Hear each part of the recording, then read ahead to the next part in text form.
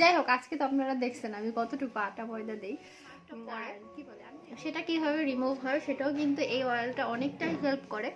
তো যাই হোক, ওই ব্যাপারে আমি স্কিনটা একটু বেশি অয়েলি দেখা যায়, তো একটু ফেস পাউডার লাগিয়ে নিলে কিন্তু হয়ে।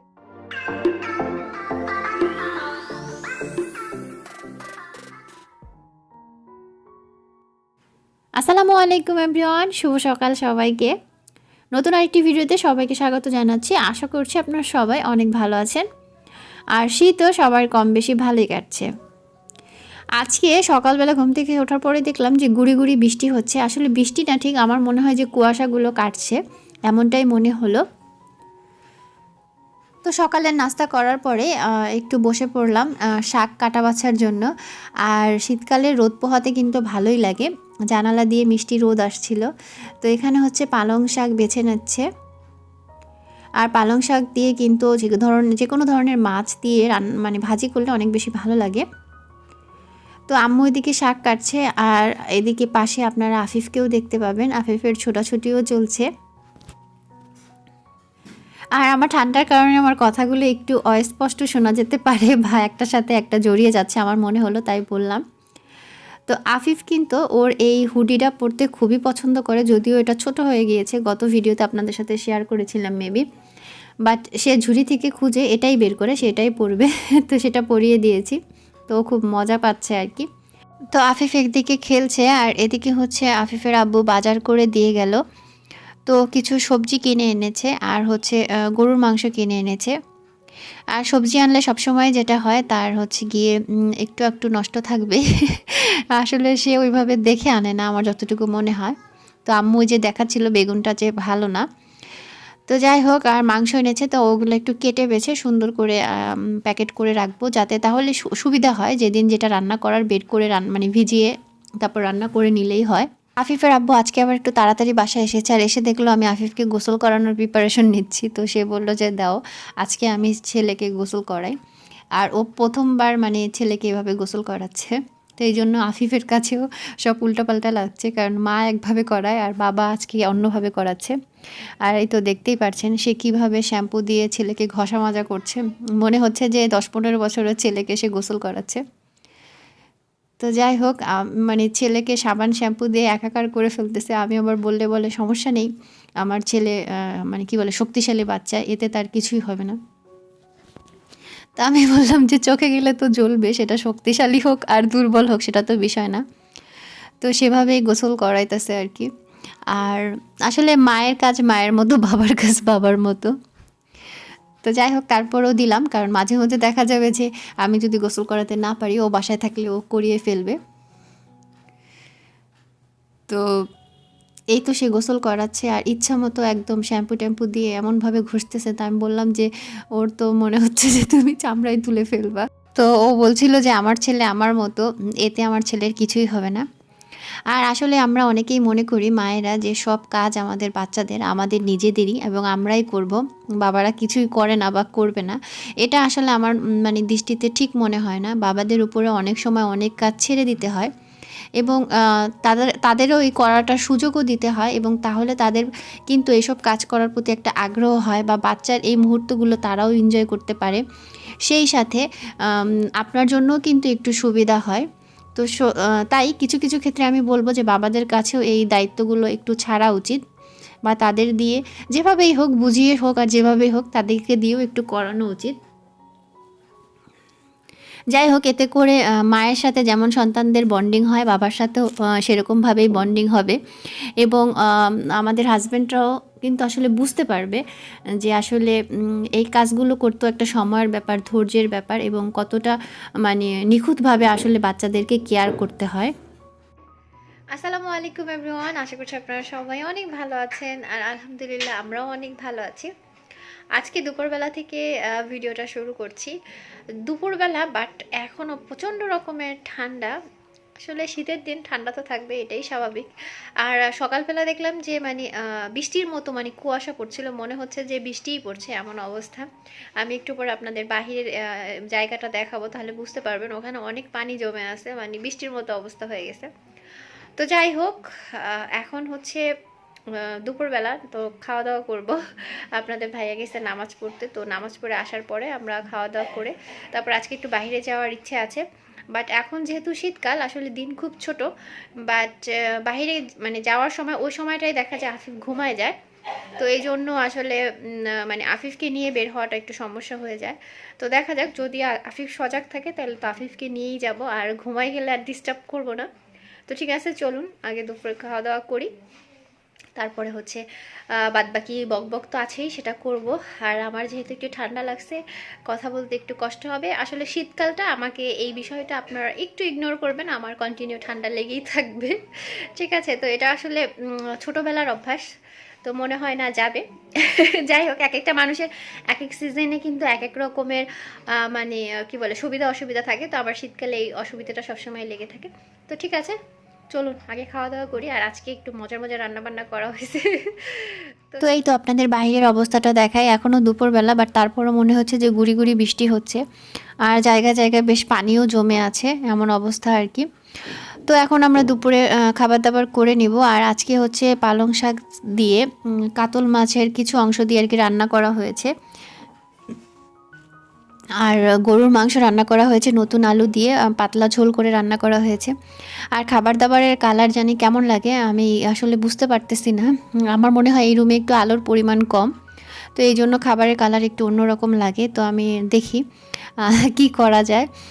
আর হচ্ছে পাতলা করে ডাল রান্না করা হয়েছে, তো আম্মুই ডালটা রান্না করেছে, আম্মুর হাতে ডাল খুবই মজার হয়। আর এদিকে আমরা মানে খেতে বসলাম, আফিফের আব্বু সালাদ করতেছে, মাখতেছে। তো সবসময় যেটা হয়, ও যখনই কোনো খাবার মাখে, তো মাখতে মাখতেই মনে হয় অর্ধেক খেয়ে ফেলে। ভর্তা করতে দিলেও সে একই কাজ করে। তো আপনারা আবার ভাইয়ার প্লেটে এতগুলো কাঁচামরিচ দেখে ভয় পাবেন না। আসলে আপনাদের ভাইয়া ভাজি সবজি শাক যেটাই হোক সেটার সাথে কাঁচামরিচ খেতে খুবই পছন্দ করে, আর সেই জন্যই তার সাথে খাবার চ্যালেঞ্জ দিলে কাঁচামরিচ নিয়ে সে কোনো ভয় পায় না আর কি। তবে আমি খেতে পারি না। তো খাওয়া দাওয়ার পরে ভাবলাম আমি যেহেতু বাইরে যাব, আপনাদের সাথে রেডি হওয়ার সময়টা একটু শেয়ার করব। কারণ দেখা যায় কি, আমি ম্যাক্সিমাম সময় যখন বাইরে যাই ওই টাইমটায় কখনোই ভারী মেকআপ করি না। আর মেকআপের জন্য মেকআপ কিন্তু সবসময় স্কিনের জন্য ভালোও না, কারণ সেটা অনেক ভালোভাবে পরিষ্কার করতে হয়, না হলে স্কিনের সমস্যা হওয়ার বিষয়টা থেকেই যায়। তো আমি যেভাবে রেডি হই সেটাই আপনাদের সাথে শেয়ার করছি। আর আমি আসলে কোনো প্রফেশনাল বিউটি ব্লগার না, সেটা আমি সবসময় বলি। সো আপনারা আমার ভুল ত্রুটিগুলো ওইভাবেই স্কিপ করবেন, এটাই আশা করছি। তো চলুন দেখি।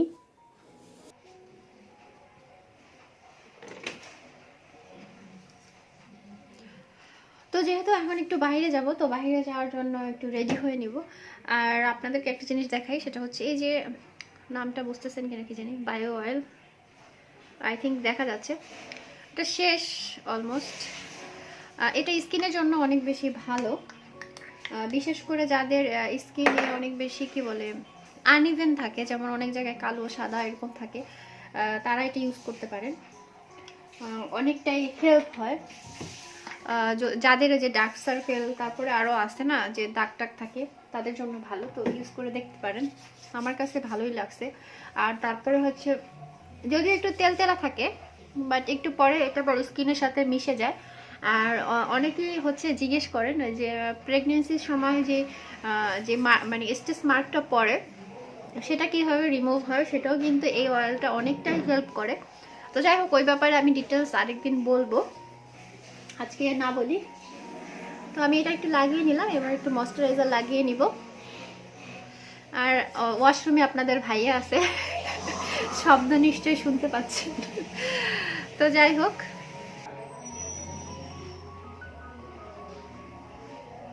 আর শীতে বা এমনিতেও আমি সবসময় কিন্তু বাইরে গেলে দেখা যায় যেটা হয়, ওই যে করি না, কি বলে, ফাউন্ডেশন অ্যাপ্লাই করি না, কোনো প্রোগ্রাম ছাড়া অ্যাপ্লাই করা হয় না।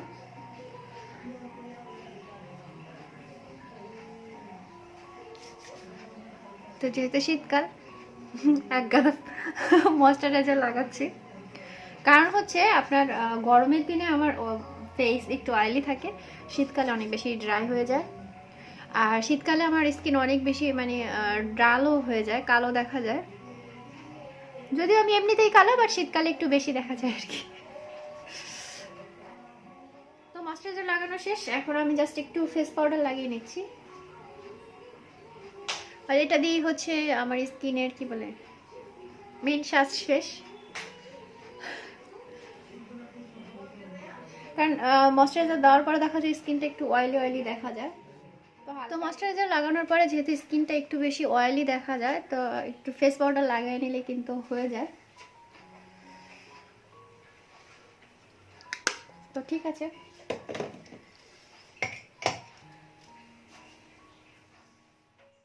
তো আমি আমার আইব্রোটা জাস্ট একটু এঁকে নিচ্ছি। তো আর যেহেতু একদমই ন্যাচারাল থাকবো, তাই ওরকম করে আসলে কোনো মানে ভারী সাজের কিছুই দিচ্ছি না। তো এখন জাস্ট হালকা একটা কপার গোল্ডেন কালার নিয়ে চোখের আইলিডের উপর লাগিয়ে নিচ্ছি। আর এটা অনেকটা স্কিন কালারের মতো, জাস্ট একটু শিমারি, তো সেটা লাগিয়ে নিচ্ছি। তো তারপরে একটা ব্লেন্ডিং ব্রাশের সাহায্যে আমি হালকা একটু ব্রাউন কালার নিয়ে আমার ক্রিজটা একটু ডিফাইন করে নিচ্ছি। আর একটু ভালো করে ব্লেন্ড করে নিচ্ছি যাতে কোনো হার্শ লাইন না থাকে। তো এরপর একটা সিলভার কালারের আইশ্যাডো নিয়ে আমি জাস্ট আইব্রোর নিচে একটু দিয়ে দিচ্ছি, এতে করে আইব্রোটা আরও বেশি শার্প দেখা যায় এবং সুন্দর দেখা যায় আর কি। আর যেহেতু আমি কোনো কনসিলার বা ফাউন্ডেশন দিয়ে আইব্রোটা ওভাবে শার্প করিনি, তাই এখানে আমি সিলভার কালারের একটু হাইলাইটারের মতো লাগিয়ে নিচ্ছি। তো অনেক আপুরাই আমাকে অনেক সময় বলেন যে আপু আপনি বাইরে যাওয়ার সময় কিভাবে রেডি হন, সেটা আমাদের সাথে একটু শেয়ার করবেন। তো সব সময় সেটা আসলে করা হয়ে ওঠে না, তাহলে ভিডিওগুলো অনেক বেশি বড় হয়ে যাবে এই জন্য। তো আমি সেই সিলভার কালারটা নিয়ে আমার একটু ইনার কর্নারে লাগিয়ে নিচ্ছি, এতে করে চোখটা কিন্তু একটু বড় দেখা যায়। এবার আমি একটা পেন্সিল ব্রাশের সাহায্যে একটা ব্রাউন কালার নিয়ে চোখের নিচের অংশে হালকা করে এভাবে ব্লেন্ড করে নিব, একদম হালকা, আপনারা কিন্তু দেখতেই পাচ্ছেন। তো আর আজকে কিন্তু আমি কোনো আইলাইনার বা আইব্রো পেন্সিল যেটাই বলেন না কেন কোনোটাই ইউজ করব না, কারণ আইলাইনার দিতে গেলে কিন্তু এমনিতেই 1-1.5-2 মিনিট সময় লেগেই যায়, যত তাড়াতাড়ি দেই না কেন। তো আমি যখন ঝটপট রেডি হই তখন আসলে আইলাইনারটা দেই না। আর এখন হচ্ছে আমি মাস্কারা লাগিয়ে নিচ্ছি। আর আপনারা যদি একটা ভালো মাস্কারা ইউজ করেন তাহলে কিন্তু চোখটা এমনিতেই অনেকটাই সুন্দর লাগে আমার মনে হয়। তো আমি আপনাদের সাথে একটু মজা করছিলাম। তো আমি মাস্কারা লাগিয়ে নিলাম, আর তারপরে আমি একটা নুড টাইপের লিপস্টিক দিয়ে নিচ্ছি। আর যেহেতু এখন উইন্টার, এখন আসলে ম্যাট লিপস্টিক অ্যাভয়েড করাই ভালো। আর আমার ঠোঁট অনেক বেশি ড্রাই হয়ে যায়, যার কারণে আমি সবসময় লিকুইড লিপস্টিক ইউজ করি বেশি। তো এই তো রেডি হয়ে গিয়েছি। আর আজকে এমনিতেও ঠান্ডা, আর আমার এমনি ঠান্ডা বেশি। তো এই জন্য বড় সড়ো কি বলে এটা, কি বলে বলো, বস্তা পরছি, বস্তা। আর টুপিও দিব, ঠিক আছে, কারণ বাইকে উঠলে ঠান্ডা লাগে কিন্তু। আসো আসো। কেন কেন আসো, আপনাদের ভাইয়া রাগ করছে। আসো আসো। সে কোন ড্রেস পরে যাবে সেটা আমি সিলেক্ট করে দেই নাই, তাই সে রাগ করছে। আসলে এই শীতের মধ্যে তো কি বলে, মানে যেই ড্রেসই পরি না কেন জ্যাকেট সোয়েটার উপরে থাকবে, তো ড্রেস এত সুন্দর অসুন্দর করে কি হবে বলেন। আজকে আমাদের সুন্দর লাগতেছে সেটাই। আমি কিন্তু কি বলে আটা ময়দা দিই নাই। যাই হোক, আজকে তো আপনারা দেখছেন আমি কতটুকু আটা ময়দা দেই। আর কি বলে, আমি তো এমনিতে সুন্দর না, একটু আটা ময়দা দিই যাতে একটু সুন্দর লাগে, ঠিক না? ইয়েস ইয়েস ইয়েস ইয়েস, আপনাদের ভাইয়াও বলছে ইয়েস ইয়েস, লাইক না? ওকে। আর আজকে কোথায় বেড়াতে যাচ্ছি সেটা আসলে আমি নিজেও জানি না। আফিফের আব্বু বলছে সে একটা জায়গার নাকি সন্ধান পেয়েছে একটা ভাইয়ার কাছ থেকে, সেখানেই নিয়ে যাবে। তো আমাকে আর বলছে না কোথায় যাচ্ছি। শীতে আমার গাছের অবস্থা খারাপ, আমার যেমন অবস্থা আমার গাছেরও সে অবস্থা। আর এইটা দেখেন কই উঠে গেছে।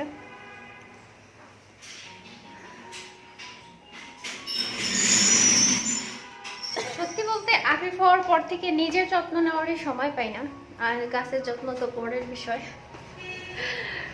তো যাই হোক, চলেন। আপনাদের ভাইয়া যে এটা কি জানো মাফলার করছে, এটা বউ বানাই দিছিল হাতে, এই একটা জিনিসই বানাই দিছে। চলো।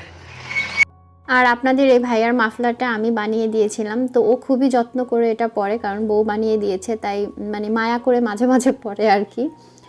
তো আজকে আমরা যাচ্ছি, আর রাস্তায় দেখলাম যাওয়ার সময় একটু গুড়ি গুড়ি বৃষ্টি হচ্ছিল। তো একদিকে ভালোই হয়েছে আফিফকে না নিয়ে, আর আসলে আফিফ ঘুমিয়ে আছে আর আমরা যাব আর আসবো, আমরা এসে ইনশাল্লাহ আফিফকে তখনও ঘুমানো দেখব। তো ওকে আসলে যেই টাইমে ও ঘুমায়, ঘুমটা যদি ফুলফিল হয় তাহলে আর বাচ্চাটা কান্নাকাটি করে না, তো এই জন্য ঘুমের থেকে বিরক্ত করলাম না। তো আমরা দুজনেই যাচ্ছি, আর আজকে বেশ ঠান্ডাও বললাম, আর সেই সাথে বৃষ্টিও হচ্ছে। তো আফিফের আব্বুও বললো যে ওকে না নেওয়াই ভালো, আর যেহেতু আমরা বাইকেই সব জায়গায় বেশিরভাগ যাই তাই অনেক কিছুই চিন্তা করতে হয়।